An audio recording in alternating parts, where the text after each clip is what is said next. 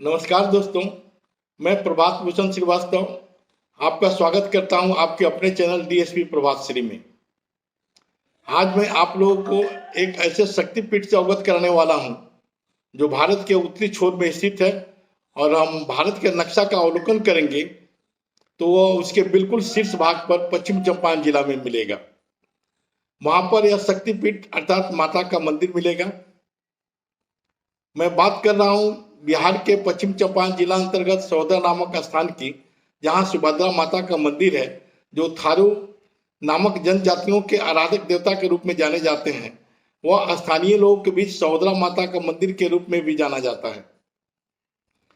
जब हम इस मंदिर को भारत के नक्शा पर खोजेंगे तो वह एक तरफ नक्शा के जहां शीर्ष पर मिलेगा, वहीं दूसरी तरफ भारतीय रेल के नक्शा पर खोजेंगे तो यह इंडो नेपाल के सीमा पर भारत का अंतिम रेलवे स्टेशन भिकनाथोरी के रूप में माइल स्टोन के रूप में मिलता है।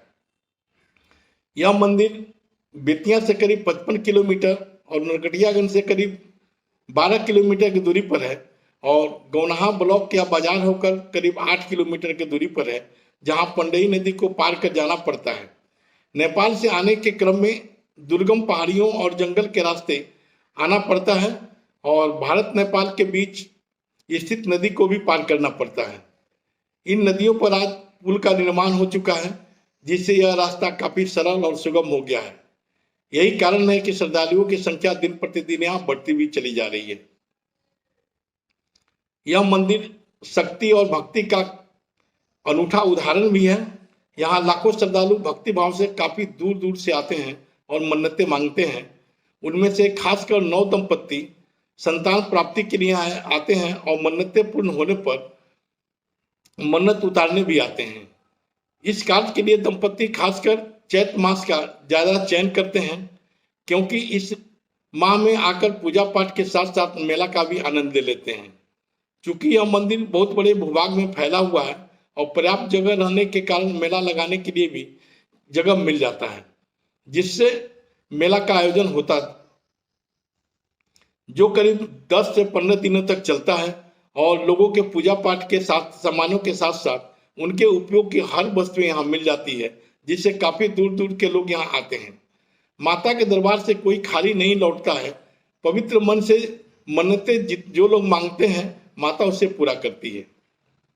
माता के बारे में जो मान्यता है, उसे माता की प्रतिमा उसकी प्रामाणिकता सिद्ध करती है, क्योंकि मान्यता के अनुसार प्राचीन काल महाभारत के समय में दिव्य आभूषणों से सुसज्जित एक स्त्री अपनी नवजात शिशु के साथ जंगल के रास्ते जा रही थी और एक नीम के पेड़ के पास पहुंची तो संध्या हो रहा था। स्त्री के गहनों के साथ अकेला देखकर उसके धन और आभूषण लूटने के लिए अचानक कुछ बदमाश जंगल से निकलकर उसे घेर लिए और उसे पकड़ना चाहे। तभी वह महिला अपने रक्षा के लिए भगवान को पुकारने लगी और वहां अचानक एक दिव्य तेज प्रकाश प्रकट हुआ और वह महिला शिशु सहित प्रतिमा बन गई तथा सभी लुटेरे उस उत्सर्जित प्रकाश पुंज से भस्म हो गए। उसके बाद उस नीम के पेड़ के नीचे प्रतिमा का पूजन होने लगा।